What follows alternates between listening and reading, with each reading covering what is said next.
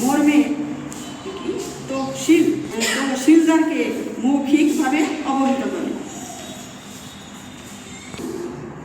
মোকদ্দমাটি দীর্ঘ 9 বছর চলার পর মাননীয় আদালত বৈধ হিসাবে রায় প্রদান করে এবং দলিল উল্লেখিত সঠিক বিবেচনায় 29/10/2020 আদেশ উল্লেখ করেছে।